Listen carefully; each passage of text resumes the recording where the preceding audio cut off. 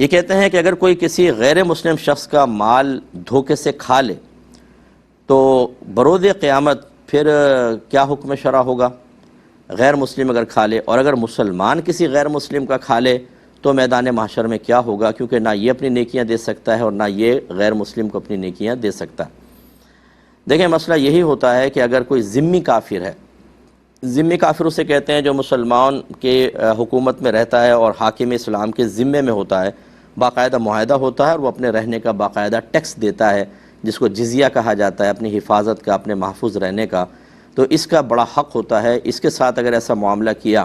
تو بہرحال برود قیامت فرض کر لیں اگر اس غیر مسلم کا مال غصب کیا، یہ تو آپ اس کو دے ہی نہیں سکتے ہیں،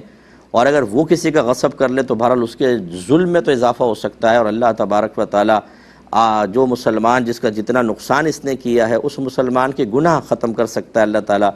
لیکن اس کے نام اعمال میں یعنی اس کی کوئی نیکیاں تو ہے ہی نہیں کہ مسلمان کے نام اعمال میں آئیں، اور اگر مسلمان نے غصب کیا تو اس کی نیکیاں اس کے نام اعمال میں نہیں آ سکتی ہیں کیونکہ غیر مسلم اس کا اہل نہیں ہوتا۔ اس لیے ذمی کافر پہ ظلم کو بڑا شدید قرار دیا گیا ہے کہ یہاں پر آپ اپنی نیکیاں دے کے کفارہ ادا نہیں کر سکتے، یہاں سزا ہوگی،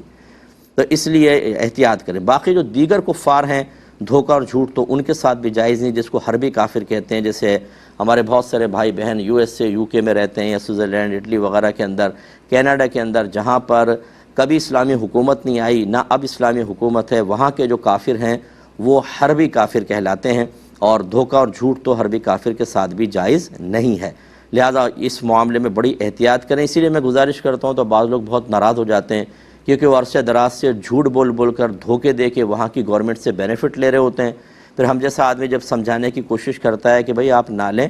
دھوکہ اور جھوٹ تو کافر کے ساتھ بھی جائز نہیں، وہ آپ کے ساتھ احسان کی صورت کرے اور آپ اسی کی جڑیں کاٹنا شروع کر دیں، یہ ویسے بھی بے مروتی کی بات ہے، تو پھر وہ ایک تو اپنی لاجک لاتے ہیں جی کافر کو جیسے مرضی کر لو ٹھیک ہے،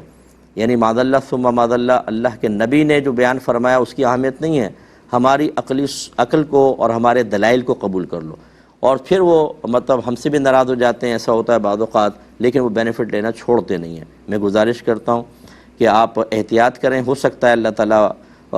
کسی کے جس کا آپ نے دھوکے سے مال کھایا اس کو میدان محشر میں کھڑا کرے، اب وہی ہوگا صورتحال، آپ اپنی نیکیاں اس کو دے نہیں سکتے، اس کے گناہ معاف نہیں ہوں گے، تو پھر ہوگا کیا؟ لازم بات ہے جو آپ نے معاملات کیے ہیں اللہ تعالیٰ اس کی سزا دے گا، چاہے تو اپنے کرم سے معاف فرما دے، بہرحال اس سلسلے کو رکنا چاہیے۔